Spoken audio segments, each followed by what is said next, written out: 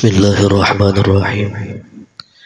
Alhamdulillahil malikil a'la alladzi khalaqal mauta wal hayata liyabluwakum ayyukum ahsanu amala. Allahumma salli wa sallim wa barik ala sayyidina Muhammadin khairil wara wa ala alihi wa sahbihi ahli sidqi wal wafa. Subhanaka la ilma lana illa ma 'allamtana innaka antal alimul hakim. wa la hawla wa la quwwata illa billahil aliyyil azim. Allahumma minka wa bika wa ilayka wa la hawla wa la quwwata illa bik. Allahumma bihaqqi sayyidina Muhammad wa ali sayyidina Muhammad ij'alna fi qalbi sayyidina Muhammad sallallahu alaihi wa alihi wasallam. Hadirin wal hadirat jamaah zikir manaqib kubra rahimakumullah. Dalam kitab Fathur Rabbani wa Faidur Rahmani, Syekh Abdul Qadir Al-Jilani qaddasallahu sirrah, beliau pernah berkata, kata beliau, la tukhalitin nas ma'al ama ma'al jahli ma'al ghaflah wan naum.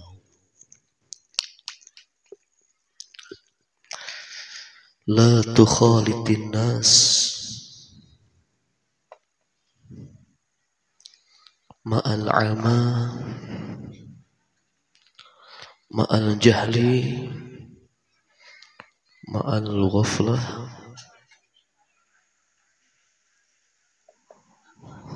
wan naum.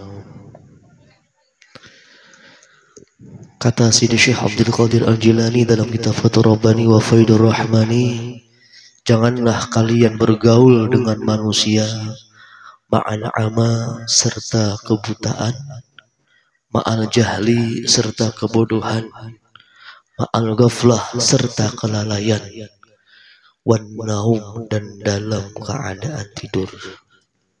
Alhamdulillah 3 minggu yang kemarin sudah kita bahas tentang apa kebutaan, kebodohan dan kelalaian.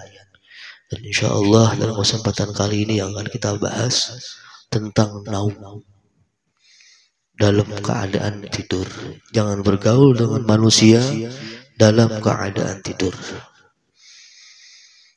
Namun yang perlu kita pahami dalam keadaan tidur ini bukan makna lafzinya, makna asalnya. Karena mustahil orang tidur bisa bergaul.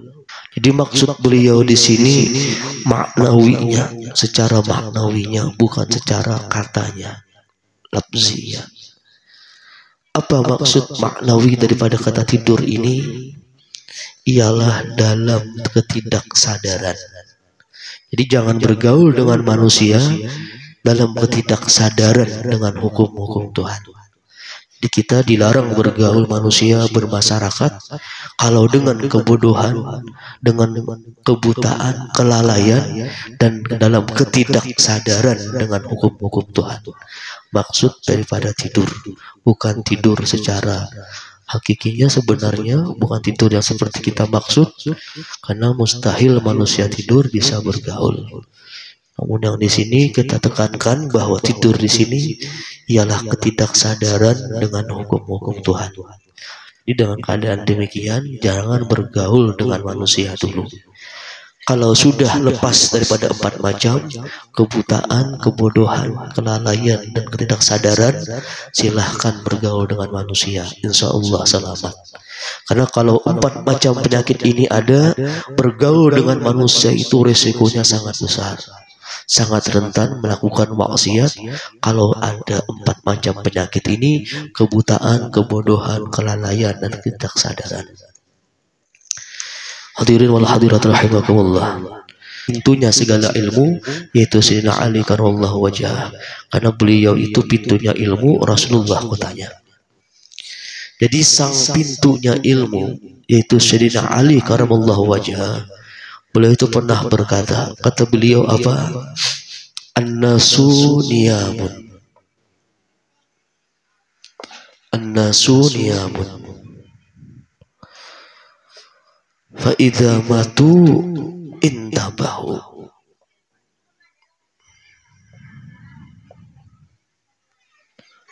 Pintu segala ilmu kata Rasulullah yaitu Sayyidina Ali, ana madinatul ilmi wa aliyun babuha, pintu segala ilmu, yaitu Sayyidina Ali pernah memberikan petuahnya. Apa kata beliau? An-nasu niyamun, manusia itu dalam keadaan tidur. Fa idza matu intabahu, apabila mereka meninggal dunia barulah mereka bangun. Jadi kata-kata beliau ini begitu dalam maknanya.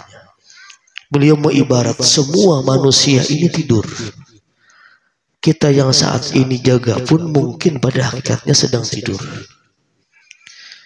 Fa idza matu, apabila kita meninggal dunia, apabila mereka manusia meninggal dunia, intabahu, baru mereka sadar, baru mereka bangun.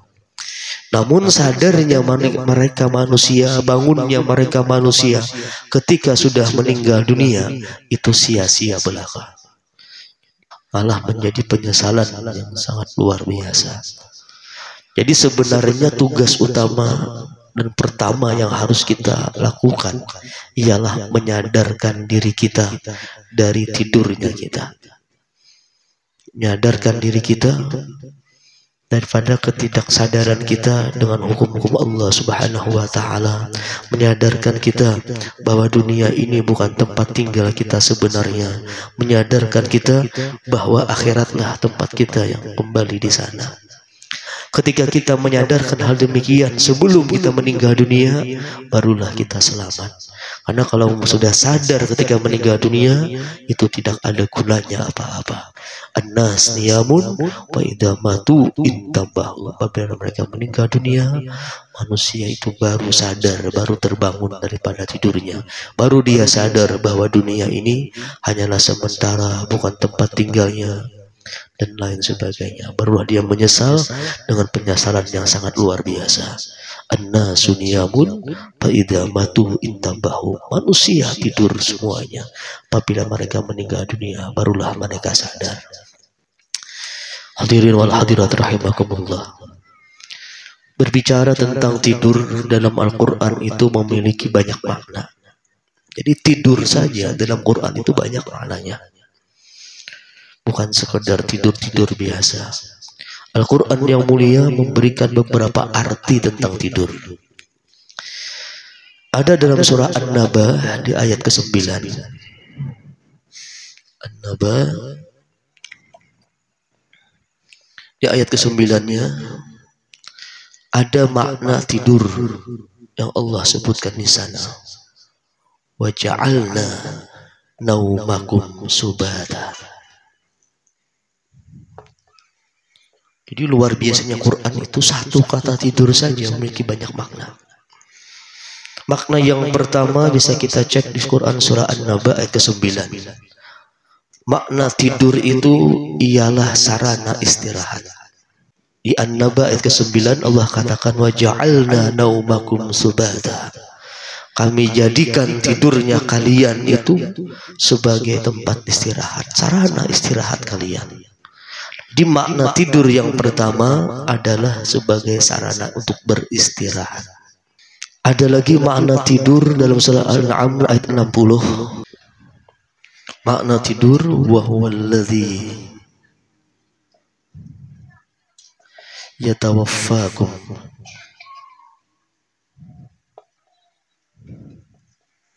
bil-lail. Makna yang kedua, makna tidur Al-An'am ayat 60, makna yang kedua dari kata tidur itu ialah mati kecil. Bukan mati yang sebenarnya. Yang Nabi katakan an-naum akhul maut. Tidur itu saudara kematian. Atau kita ibaratkan mati kecil. Apa kata Allah? Wa huwallazi yatawaffakum bil-lail. Allah lah yang mematikan kalian di malam hari. Allah lah yang mewafatkan kalian di malam hari. Allah lah yang mencabut roh kalian di malam hari. Jadi makna tidur ada makna yang bisa kita artikan tidur kecil. Bukan tidur mati kecil. Bukan mati yang sebenarnya. An-naum akhul maut. Ada lagi makna tidur dalam Quran itu di surah Ar-Rum. di ayat 23, wa min ayatihi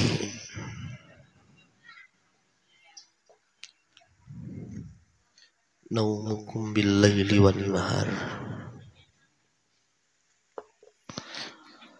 Makna tidur yang ketiga dalam surah Ar-Rum ayat 23, tidur itu artinya merupakan tanda-tanda kekuasaan Tuhan. Wa min ayatihi, dari tanda kekuasaan Tuhan, yaitu tidurnya kalian di malam hari dan juga siang hari. Kita bisa tidur ini sebenarnya tanda daripada kekuasaan Tuhan. Bahkan tidur ini pun juga merupakan nikmat Tuhan. Jadi kita bisa tidur nyenyak, itu merupakan nikmat yang luar biasa dari Tuhan. Karena sekarang ada penyakit insomnia, penyakit yang sulit tidur, bahkan terkadang baru bisa tidur kalau minum obat tidur. Ini penyakit malah, dan berbahaya, bisa membuatkan tubuh kita itu sakit dan lain sebagainya. Insomnia, penyakit susah tidur. Jadi ketika kita bisa tidur nyenyak, kita baru mendapatkan nikmat yang luar biasa dari Allah Subhanahu wa Ta'ala. Bahkan terkadang kalau kita mau koreksi, kita teliti, kebanyakan yang penyakit susah tidur ini malah dari orang-orang kaya. Kebanyakan orang kaya malah penyakit insomnia atau susah tidur. Jarang didapat penyakit susah tidur ini dari orang miskin. Nah, kebanyakannya malah orang-orang kaya raya. Allah beri dia ujian, Allah beri dia penyakit insomnia, penyakit susah tidur. Jadi ketika kita tidurnya nyenyak, meskipun ekonomi kita pas-pasan, ini merupakan nikmat yang luar biasa daripada Tuhan. Hadirin wal hadirat rahimakumullah. Ada pula tidur ini merupakan khususiyah makhluk, tidak ada pada Tuhan. Al-Baqarah 255. Jadi tidur ini menandakan kita ini makhluk. Karena kalau kita mengaku Tuhan, kita tidak pernah ngantuk, apalagi tidur. La ta'khudhuhu sinatu wala naum. Tidak mau ngantuk, tidak mau tidur. Jadi kalau masih tidur dan ngantuk saja mengaku Tuhan, itu sangat jelas dustanya. La ta'khudhuhu sinatu wala naum. Khususnya Allah tidak pernah ngantuk, tidak pernah tidur. Ini makna-makna tidur dalam Quran menandakan sebagai tempat istirahat. Tidur itu merupakan mati kecilnya kita atau saudara kematian kita. Tidur juga merupakan tanda-tanda kekuasaan Tuhan, bahkan nikmat terbesar Tuhan, bagian nikmat-nikmat besar yang Allah berikan kepada kita. Dan tidur pula merupakan tanda bahwa kita ini makhluk, bukan sang pencipta atau bukan Tuhan. Ini sebagian kecil makna-makna tidur yang Al-Quran menyebutkan. Hadirin wal hadirat rahimakumullah. Kalau melihat riwayat daripada Imam Bukhari dan Muslim, tidurnya Rasulullah Sallallahu Alaihi Wasallam itu, beliau sering tidur atas rusuk beliau yang kanan. Jadi kalau riwayat Imam Bukhari dan Muslim, tidurnya Rasulullah itu atas rusuk kanan beliau, jadi berbaring dengan rusuk kanan. Dan riwayat Abu Dawud, Nabi itu tidur telapak tangan beliau di pipi beliau. Jadi arah kanan, telapak tangan kanan ini ditempelkan di pipi kanan. Riwayat Abu Dawud. Bukhari Muslim, Nabi berbaring atas rusuk beliau yang kanan. Nah, tambahan daripada riwayat Abu Dawud, Nabi pun tidur dengan telapak tangan kanan beliau nempel di pipi beliau sebelah kanan, seperti demikian. Jadi ini tidurnya Rasulullah Sallallahu Alaihi Wasallam. Beliau kalau ada tidur seperti kita, tidur telentang. Kalau kita telentang, kalau beliau tidurnya atas rusuk beliau sebelah kanan, dibarengi dengan riwayat lain dari Abu Dawud, dibarengi dengan telapak tangan beliau nempel ke pipi beliau yang kanan. Tidurnya demikian. Ini zaman Rasulullah SAW, sunnahnya demikian. Kalau ingin mengerjakan sunnah Nabi, tidurnya seperti itu. Ini sunnahnya Rasulullah yang sudah 1400 tahun silam. Namun di zaman sekarang diteliti orang, kenapa kok Nabi tidurnya demikian? Kenapa Rasulullah tidurnya seperti itu? Ternyata tersirat hikmah yang luar biasa. Bahkan salah satu peneliti dari luar negeri bernama Gao Yangjeng, beliau ini meneliti, ahli pakar peneliti. Beliau teliti, Gao Yangjeng ini meneliti kenapa demikian. Ternyata tidurnya orang yang seperti itu mengakibatkan modulasi saraf simpatis kita itu lebih normal berjalan. Bahkan sangat dianjurkan bagi orang yang gagal jantung, tidurnya seperti yang Nabi lakukan. Jadi para peneliti luar negeri menyimpulkan hal demikian, bahwa tidurnya seperti Rasulullah itu mengakibatkan sangat bagus dilakukan oleh orang-orang yang kena penyakit gagal jantung. Nah, ini diteliti orang di zaman sekarang. Rasulullah Shallallahu Alaihi Wasallam di zaman beliau itu ternyata dibuka di hikmah beliau oleh para peneliti sekarang. Tidur atas rusuk sebelah kanan dan telapak tangan kanan nempel di pipi kanan. Tidurnya Rasulullah Shallallahu Alaihi Wasallam. Hadirin wal hadirat rahimakumullah. Adapun yang bagus dibaca ketika kita ingin tidur itu sangat banyak amaliyah yang bagus dibaca ketika kita ingin tidur malam. Di antaranya banyak dalam kitab Ittihabul Amajid. Jadi amaliyah yang cukup bagus diamalkan dalam kitab Ittihabul Amajid, bahwa barang siapa ingin Allah murahkan rezekinya, Allah lancarkan usahanya, Allah datangkan rezeki daripada yang tidak ia sangka. Jadi sebelum tidur itu bacalah istighfar 70 kali. Istighfarnya astagfirullah innahu kana ghaffara. Astagfirullah innahu kana ghaffara. Astagfirullah innahu kana ghaffara. 70 kali.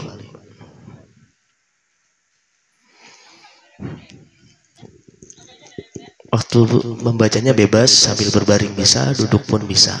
Ketika kita ingin tidur, dalam kitab Ittihabul Amajid, barang siapa membaca istighfar ini 70 kali, astagfirullah innahu kana ghaffara, ini istighfarnya Rasulullah Shallallahu Alaihi Wasallam. Nabi sering mengucapkan istighfar ini, astagfirullah innahu kana ghaffara. 70 kali istighfarnya Rasulullah Shallallahu Alaihi Wasallam. Orang yang membaca demikian 70 kali sebelum tidur, Allah murahkan rezekinya, Allah lancarkan usahanya, Allah beri dia rezeki dari jalan yang ia tidak sangka-sangka. Ini Allah berikan keberkahan rezeki kepada dia. Dibaca ketika ingin tidur 70 kali. Banyak sebenarnya amaliyah tidur dalam kitab-kitab yang lain, seperti ayat kursi, bismillah 21 kali dan lain sebagainya. Terserah membacanya, mau berdiri, mau duduk, mau berbaring, terserah. Ini salah satu amaliyah dalam kitab Ittihabul Amajid. Barang siapa membaca demikian 70 kali sebelum tidur.